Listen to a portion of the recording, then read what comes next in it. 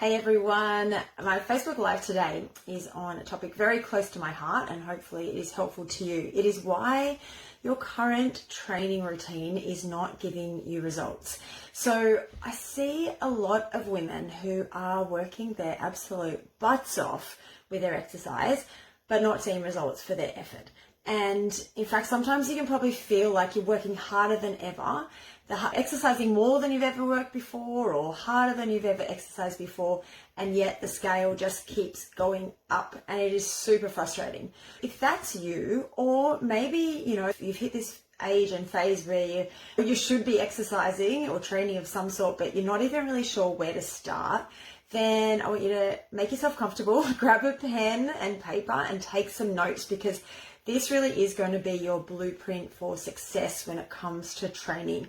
So firstly, I want you to give me a hands up if you have ever heard the saying that results are 80% nutrition, 20% exercise. That seems to have made the rounds for a number of years now. I'm not really sure why. I'm not sure where it's come from. I actually really dislike that saying, to be honest. I'm not sure who made it up or what 80% of what does it even apply to? Anyway, it's meaningless, right? But it also doesn't help you make any application to your life. Like, how do you apply that to your life? Okay, great. It's 80% nutrition, 20% exercise. How do I factor that into my life? It's a bit useless, but even if it was true before 40, once your hormones start changing, I guarantee you that training is going to play a far more important role in your results when it comes to fat loss and body composition. And I'll tell you why. The loss of estrogen through perimenopause, as we're going through perimenopause, which as you guys will know is up to 7 to 10 years before menopause.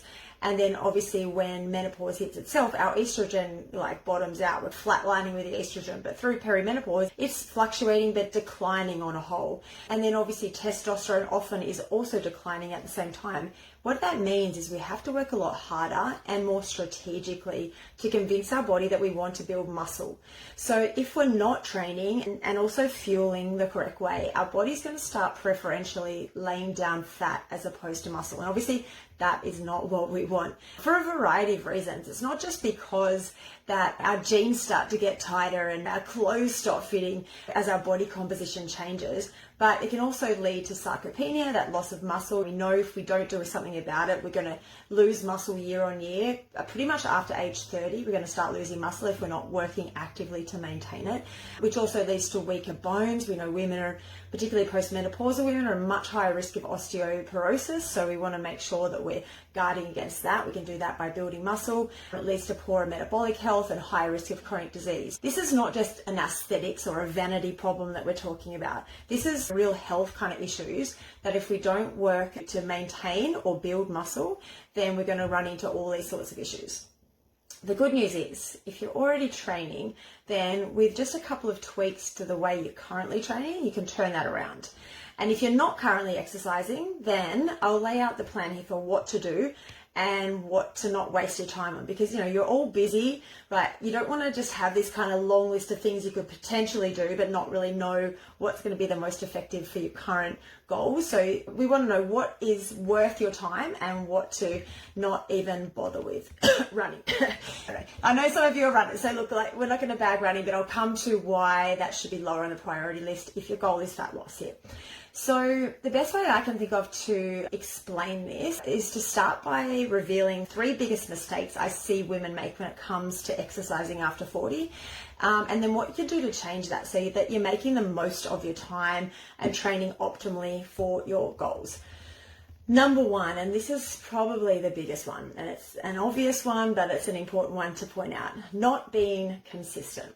So let me know if this is you, and no judgment if this is. You might train 5 times one week and then, you're feeling great, you're on top of the world, and then life gets in the way, you get busy, you get work thrown at you, family commitments, and then before you know it, you've had 2 weeks and you haven't picked up a dumbbell or gone for a walk. That inconsistency makes it very hard to make any sort of progress when your routine looks like that.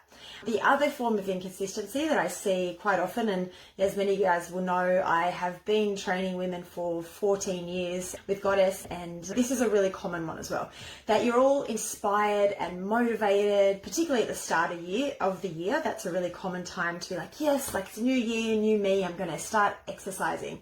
And then you maintain a consistent routine for a few weeks or a few months even, and then things start to pop up to break that routine. So maybe it's holidays, maybe there's some sickness, work and family commitments, weather, just general life.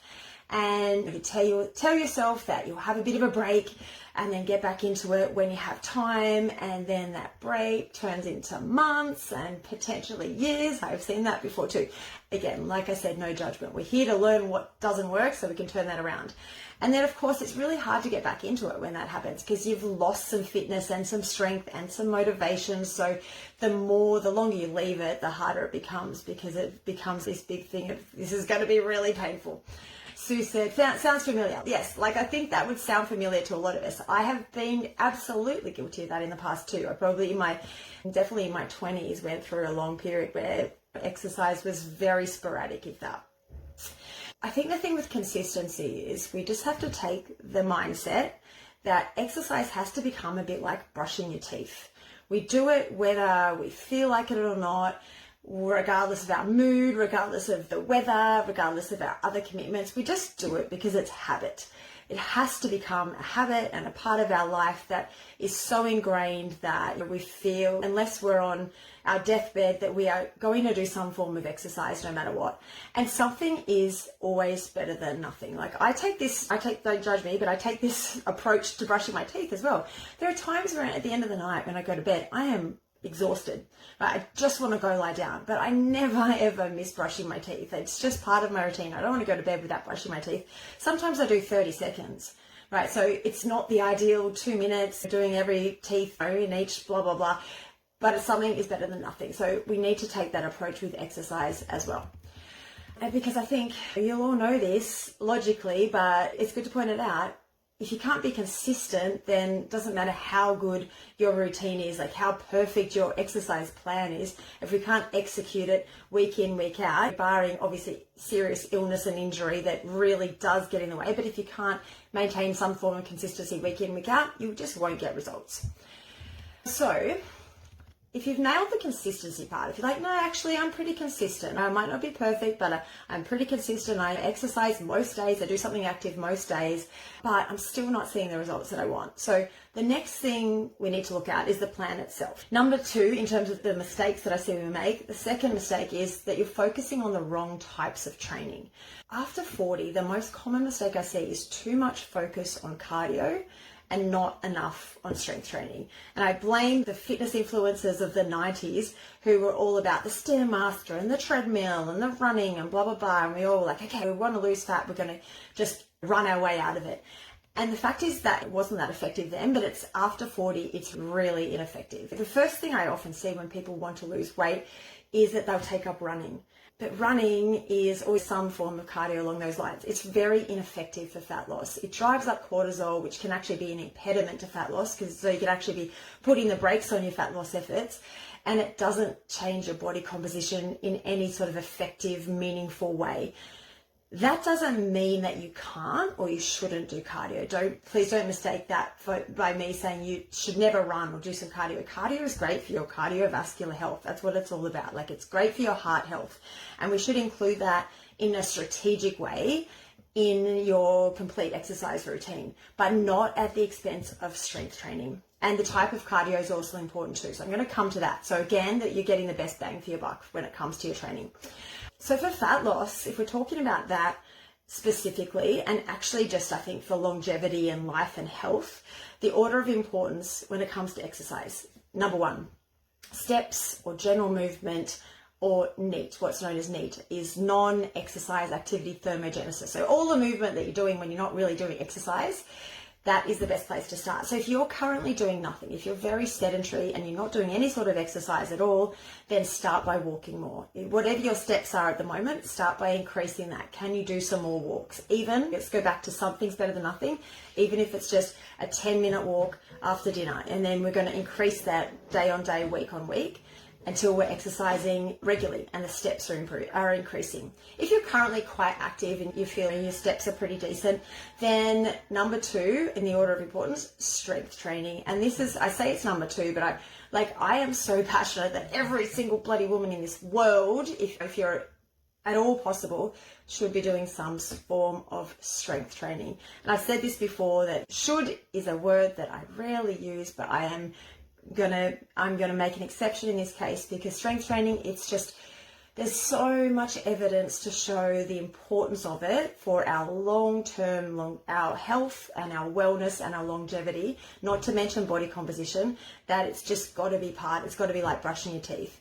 Now, I know if this is new to you, then strength training can seem intimidating. That doesn't mean you need to get in the gym and be lifting the heavy barbells.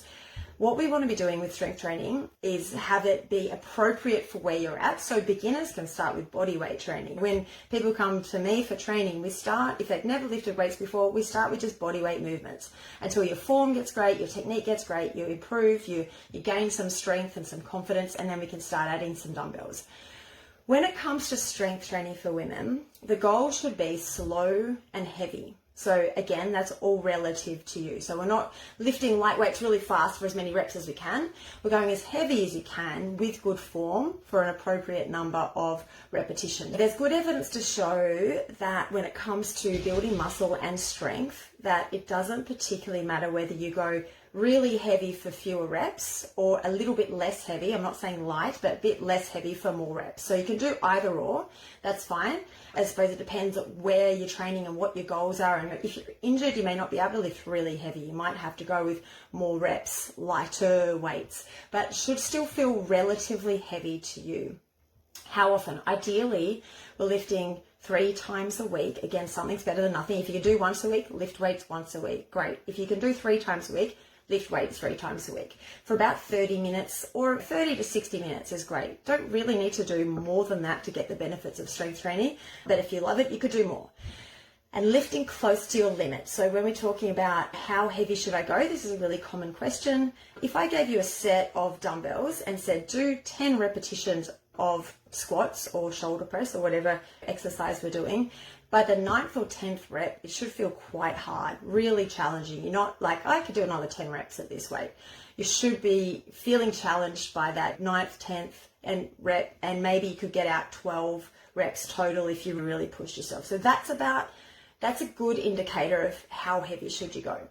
And like I said though, if you're starting out, it could be body weight. Like you want to make sure your form's good before you add weight. You don't want to injure yourself, and this is obviously a common fear for women lifting weights. So start light and build into it so that you don't have those issues with getting injured.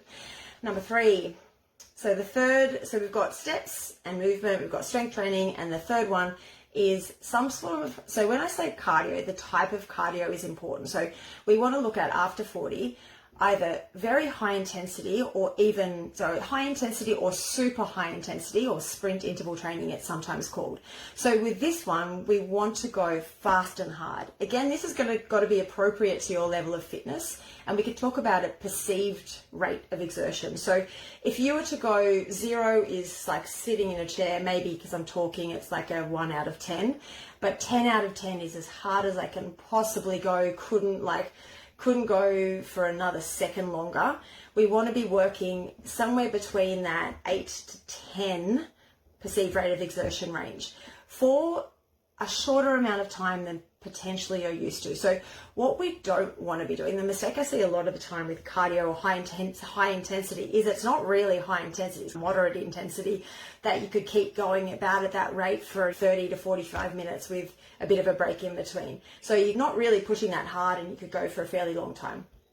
But that sort of high, moderate intensity exercise, far less effective for women over 40 than is something like a really high intensity or super sprint interval set where you are doing maybe 10 or 15 minutes all up of that really high intensity work. And it might look something like this. So for high intensity, the intervals might be around 30 to 45 seconds, where you feel like it's about 8 out of 10, where at the end of that 40 seconds you're pretty puffed, but you've got a bit of recovery afterwards.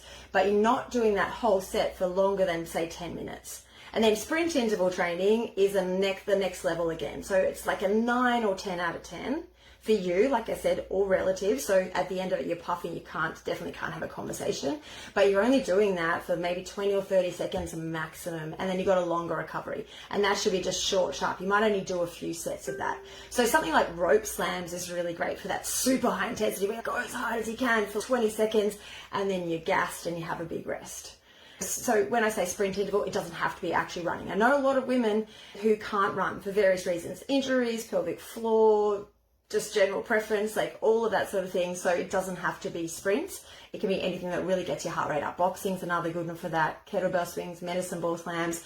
There's lots of different ways we can do it, but it's just about getting that heart rate right up. That second one, the sprint interval training, there's also some really interesting and fairly compelling studies that have come out that's really good for targeting visceral fat. So that belly fat that's really stubborn and hard to get rid of. And you're like, how do I get rid of that?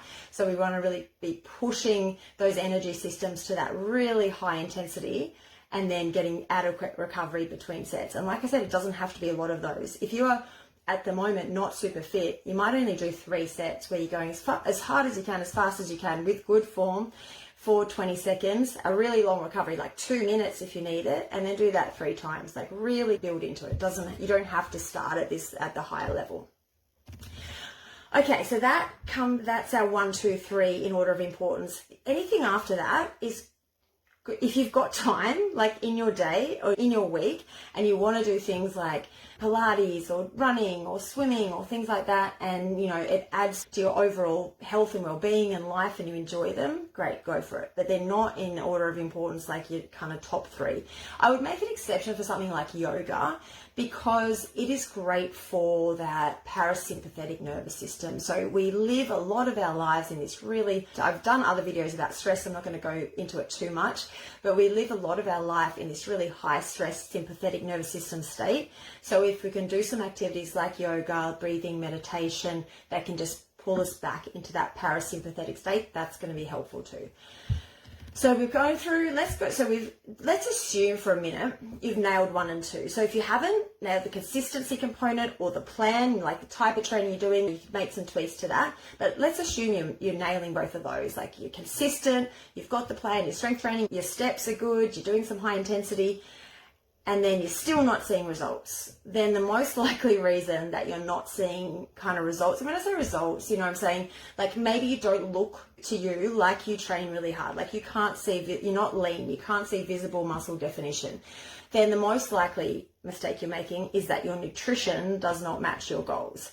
So I know obviously this is veering away from the exercise. I said earlier that results after 40 are not 80% nutrition, 20% exercise, but they're equally important. You still can't ignore that other 50% of the equation, which is what you put in your mouth. That is obviously really important for your overall results, because again, another cliched saying, but this one is somewhat true. You can't out-train a bad diet. That is true. Or even a good diet that's too high in calories from healthy food is still going to stop you from seeing the results you might want to see. And how you fuel is really important, regardless of whether your goal is to lose body fat, to build muscle, to have more energy, balance your hormones, to control blood sugar and cravings, or just to be generally healthier. How you fuel is really important. And I have done obviously a few videos on nutrition themselves. So if this is something that you're not really sure about, like how to implement this in your life, let me know, comment nutrition, and I'll tag you in some of the nutrition videos. I've also got a really great, some of my clients have got this already, but it's called a Flex Fuel Nutrition Plan, which is a very simple, straightforward guide to what sorts of foods you should be having in what sorts of quantities. Not a meal plan. I'm not a fan of meal plans. I think they're restrictive and not very helpful, but it is a really great nutrition guide. So if you want to copy that, just comment guide in the comments and I will send that to you. So one of those 3 things is probably, or potentially all 3, could be the issue in terms of why you're exercising but not seeing results. So we've got consistency, the right plan, and the nutrition. Those are the 3. Let me know if you have any questions or comments on any of those. Hopefully that was helpful to you. Let me know in the comments if it was, or if you have any further questions. And I will see you guys all soon. Thanks, girls. Bye.